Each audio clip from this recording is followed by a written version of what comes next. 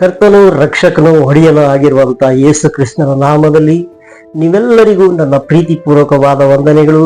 ಪ್ರಿಯರಾದವರೇ, ನೀವೆಲ್ಲರೂ ಪ್ರತಿಯೊಂದು ದಿನ ಬಹಳ ಚೆಂದಾಗಿದ್ದೀರಾ. ನಿಶ್ಚಯವಾಗಲೂ ದೇವರು ನಿಮ್ಮನ್ನ ಎಲ್ಲಾ ವಿಧದಲ್ಲೂ ಎಲ್ಲಾ ವಿಷಯದಲ್ಲೂ ತನ್ನ ವಾಕ್ಯಗಳನ್ನ ಇಟ್ಟು ತನ್ನ ಕಾರ್ಯಗಳನ್ನ ನಿಮಗೆ ಗೋಚರಪಡಿಸುವಂತ ದೇವರಾಗಿದ್ದಾನೆ. ಒಂದು ನಿಮಿಷ ಕಣ್ಗಳನ್ನ ಮುಚ್ಚಿ ಪ್ರಾರ್ಥಿಸೋಣ. ಅಪ್ಪ ಪರಿಶುದ್ಧವಾದ ಒಳ್ಳೆ ತಂದೆಯೇ, ನಿಮ್ಮನ್ನು ಸ್ತುತಿಸ್ತಾ ಇರ್ವಿ, ಕೊಂಡಾಡ್ತಾ ಇದ್ವಿ, ಮಹಿಮೆ ಪಡಿಸ್ತಾ ಇದ್ವಿ. ದೇವರೇ, ಆಶೀರ್ವಿಸಲ್ಪಟ್ಟ ಈ ಒಳ್ಳೆ ಸಮಯಕ್ಕಾಗಿ ನಾವು ಸ್ತೋತ್ರವನ್ನ ಮಾಡ್ತಾ ಇದ್ವಿ. ಈ ದಿನದ ದೇವರ ವಾಕ್ಯವನ್ನ ಧ್ಯಾನ ಮಾಡಲು ಸ್ವಾಮಿ ದೇವರೇ ಕೂಡಿ ದೇವರೇ ಬಂದಿರುವಂತ ಎಲ್ಲ ನಿನ್ನ ಮಕ್ಕಳನ್ನ ಆಶೀರ್ವಾದ ಮಾಡು. ಈ ವಾಕ್ಯವನ್ನ ಕೇಳುವಂತ ಪ್ರತಿಯೊಂದು ನಿನ್ನ ಮಕ್ಕಳಿಗೆ ಬಿಡುಗಡೆಯನ್ನು ಕೊಡು, ಯೇಸುವಿನ ನಾಮದಲ್ಲಿ ತಂದೆ, ಆಮೆನ್. ಓಕೆ ಪ್ರಿಯರಾದವರೇ, ನಾನು ನಿಮ್ಮ ಪ್ರೀತಿಪೂರ್ವಕವಾದ ಪಾಸ್ಟರ್ ಆಂಟೋನಿ ರಾಜ್. ನೀವೆಲ್ಲರೂ ದಿನಸರಿಯೂ ದೇವರ ವಾಕ್ಯವನ್ನ ಕೇಳ್ತಾ ಇದ್ದೀರಾ. ಅದಕ್ಕೆ ದೇವರು ನಿಮಗೆ ಪ್ರತಿಫಲವನ್ನ ಕೊಡುವಂತ ದೇವರಾಗಿದ್ದಾನೆ. ಆದರೂ ಅನೇಕರಿಗೆ ಅನೇಕ ವಿಷಯದಲ್ಲಿ, ಅನೇಕ ಕಾರ್ಯದಲ್ಲಿ ಅನೇಕ ವಿಧವಾದ ಸಂಶಯಗಳು, ಅನೇಕ ವಿಧವಾದ ಒಂದು ರೀತಿಯಾದ ಏನಂತ ಹೇಳ್ತಾರೆ, ಗಡಿಬಿಡಿಗಳು ಈ ರೀತಿಯಾಗಿ ಹೋಗುವಂತರು ಆಗಿದ್ದಾರೆ. ಅವ್ರು ಹೋಗುವಂತ ಹಾದಿಗಳನ್ನ ನೋಡಿದ್ರೆ, ಅವ್ರು ಮಾಡುವಂತ ಕಾರ್ಯಗಳನ್ನ ನೋಡಿದ್ರೆ, ಇದನ್ನೆಲ್ಲ ನನ್ನಿಂದ ಮಾಡಲಿಕ್ಕೆ ಆಗುತ್ತಾವಾ ಎಂಬುದಾಗಿ ಅವರು ಅಂದುಕೊಳ್ತಾರೆ. ಆದರೆ ಪ್ರಿಯರಾದವರೇ, ಕರ್ತನು ವಾಕ್ಯ ನಿಮಗೆ ಹೇಳುವ ಪ್ರಕಾರ ಯೆಶಾಯ ಬರೆದ ಪ್ರವಾದನ ಗ್ರಂಥದಲ್ಲಿ ನಾವು ನೋಡೋಣ.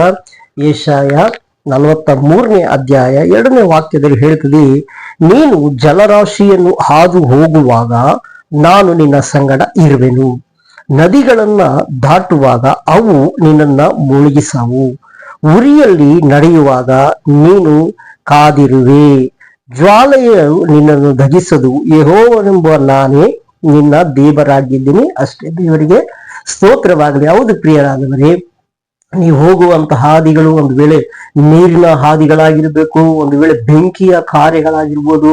ಆದರೂ ಕರ್ತನಾದ ದೇವರು ಹೇಳೋದೇಳವೆಂದ್ರೆ, ನಾನು ನಿನ್ನ ಸಂಗಡ ಇದ್ದೇನೆ. 2ನೇ ವಾಕ್ಯದಲ್ಲಿ ಅದು ತುಂಬಾ ಸುಂದರವಾಗಿ ಹೇಳ್ತದೆ, ನೀನು ಜಲರಾಶಿಯನ್ನ ಹಾದು ಹೋಗುವಾಗ ನಾನು ನಿನ್ನ ಸಂಗಡ ಇದ್ದೀನಿ. ಆ ಜಲರಾಶಿಯು ನಿನ್ನನ್ನು ಮುಳುಗಿಸದು, ಬೆಂಕಿಯ ಜ್ವಾಲೆಯ ರೀತಿಯಾಗಿ ಇರುವುದಾದರೂ ಅದು ನಿನ್ನನ್ನ ಆ ಧಗೆಯಲ್ಲಿ ದೇವರು ಕಾಯ್ದಿರಿಸುವಂತೆ ಮಾಡುವನಿಲ್ಲ. ಯಾಕಂದ್ರೆ ನಿನ್ನ ದೇವರಾದ ಯೆಹೋವನೇ ನಾನು ಇದ್ದೀನಿ ಅಷ್ಟೇ. ಹಾಲಲ್ಲಿ ಹೇಳ್ತಾರೆ ದೇವರು, ನಾನು ಇದ್ದೀನಿ ನಿನ್ನ ವಿಷಯವಾಗಿ, ನಿನ್ನ ಪರವಾಗಿ, ನಿನ್ನ ಕಾರ್ಯಕ್ಕೆ ಪರವಾಗಿ ನಾನು ಇದ್ದೀನಿ.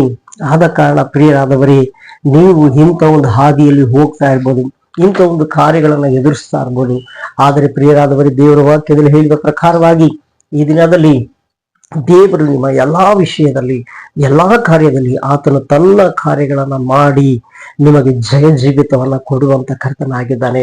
ನಮಗೆ ಕಳೆದ ತಿಂಗಳೆಲ್ಲ ಕಾಯ್ದುಕೊಂಡು ಬಂದು ಈ ಕೊನೆಯ ತಿಂಗಳನ್ನ ದಾಟುವುದಕ್ಕೆ ಇನ್ನೊಂದು ತಿಂಗಳಿದೆ ಎಂಬುದಾಗಿ ಆಲೋಚನೆ ಮಾಡಿಕೊಂಡು ಅನೇಕ ವಿಷಯದಲ್ಲಿ ಇದ್ದೀರಾ. ಅದು ಒಂದು ವೇಳೆ ನಿಮಗೆ ಒಂದು ರೀತಿಯಾದ ಹೋರಾಟಗಳು, ಗಲಿಬಿಲಿಗಳಿರ್ಬೋದು. ಆದರೆ ಪ್ರಿಯರಾದವರೇ, ಕರ್ತನು ನಿಮ್ಮ ಸಂಗಡ ಇದ್ದಾನೆ. ನಿನ್ನ ದೇವರಾದ ಯೆಹೋವನು ನಾನೇ ಸಂಗಡವಿದ್ದೀನಂತ ಹೇಳಿದಂತ ದೇವರು, ಆತನು ನಿನ್ನ ಸಮೀಪದಲ್ಲಿ, ನಿನ್ನ ಪಕ್ಷದಲ್ಲೇ ಇರುವಂತ ಕರ್ತನಾಗಿದ್ದಾನೆ. ಆದುದರಿಂದ ಆ ಕರ್ತನಿಗೆ ಹೇಳಿ, ಅಪ್ಪ, ನಾನು ನದಿಯ ಹಾದಿಗಳನ್ನು ಹೋದರು, ದೇವರ ಬೆಂಕಿಯ ಜ್ವಾಲೆಯ ಹಾದಿಯನ್ನು ನಡೆದರು, ನೀನು ನನ್ನ ಸಂಗಡ ಇರ್ತೀನಂತ ಹೇಳಿದ್ಯಾ. ಅದಕ್ಕಾಗಿ ನಿಮಗೆ ಸ್ತೋತ್ರವನ್ನ ಮಾಡ್ತಾ ಇದ್ದೀನಿ ಅಂತ ಹೇಳಿ ಪ್ರಿಯರಾದವರೇ, ಒಂದು ನಿಮಿಷ ಕಣ್ಗಳನ್ನ ಮುಚ್ಚಿ ಪ್ರಾರ್ಥಿಸಿ ನಿಮಗೋಸ್ಕರ ಪ್ರಾರ್ಥಿಸ್ತೀನಿ. ಅಪ್ಪ ಪರಿಶುದ್ಧವಾದ ಒಳ್ಳೆ ತಂದೆ, ನಿಮ್ಮನ್ನು ಸ್ತುತಿಸ್ತಾ ಇದ್ವಿ, ಕೊಂಡಾಡ್ತಾ ಇದ್ವಿ, ಮಹಿಮೆ ಪಡಿಸ್ತಾ ಇದ್ವಿ. ಈ ದಿನದಲ್ಲಿ ಈ ವಾಕ್ಯವನ್ನ ಕೇಳಿದಂತ ಪ್ರತಿಯೊಂದು ನಿನ್ನ ಮಕ್ಕಳನ್ನ ಸ್ವಾಮಿ ಎಲ್ಲ ವಿಷಯದಲ್ಲಿ ಅಪ್ಪ ನೀನು ಮುನ್ನಡೆಸು, ಎಲ್ಲಾ ಕಾರ್ಯದಲ್ಲಿ ದೇವರೇ ಸ್ವಾಮಿ ದೇವರೇ.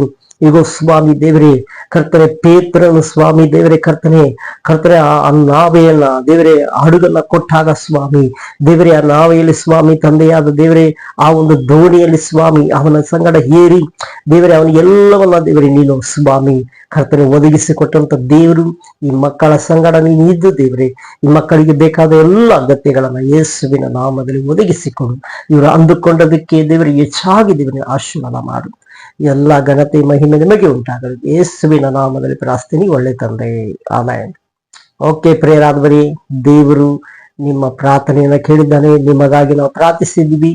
ದೇವರು ಮಹಿಮೆಯಾದ ಕಾರ್ಯಗಳನ್ನ ಮಾಡ್ತಾರೆ. ಆಮೆನ್. Praise the lord.